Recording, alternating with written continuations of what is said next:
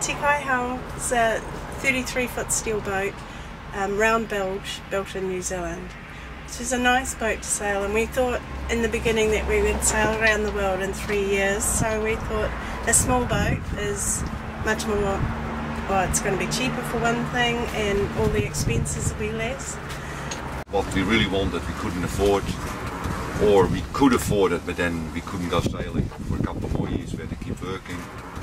So we found Tikaihau, what basically was a good boat, a bit on the small side, but it had all the gear.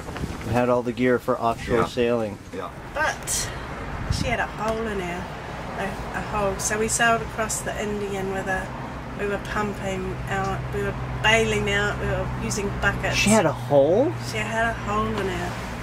And when we got to Madagascar, we fixed one of the problems, and it was the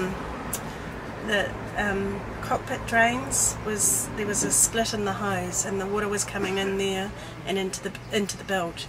So we fixed that, but there was another hole.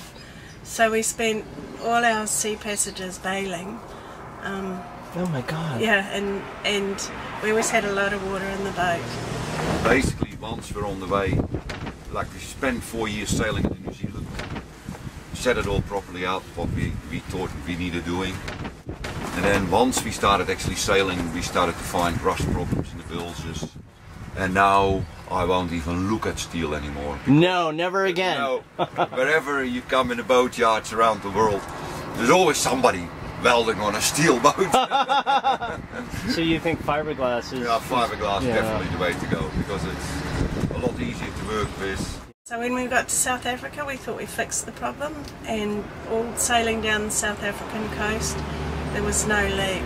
But the first night out of Cape Town, the leak came back again. And so we knew we had a problem. So when we got to Brazil, we were going to haul out in Brazil, but there was nowhere to haul out.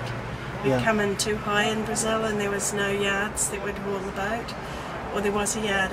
We went to, there was a yard, but Renee helped another boat pull out and fell off the cradle. So we thought, no. Oh my God. So then the next stop was Trinidad, and we just had to wait till we got there to fix it. And we still didn't find it at first, and we stripped all the paint off, right back to the bare metal, and it rains a lot in Brazil.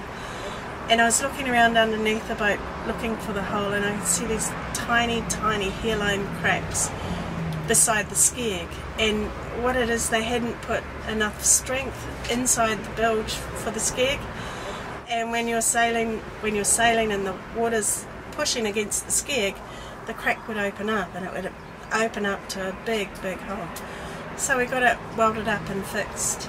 We got it fixed there. God. I mean, it was a small thing. It was obviously somebody didn't finish their job on Friday. You know, just didn't put enough strength, enough stringers there. Wow. But yeah, but so with that, all that water in the boat, I guess it created a rust problem.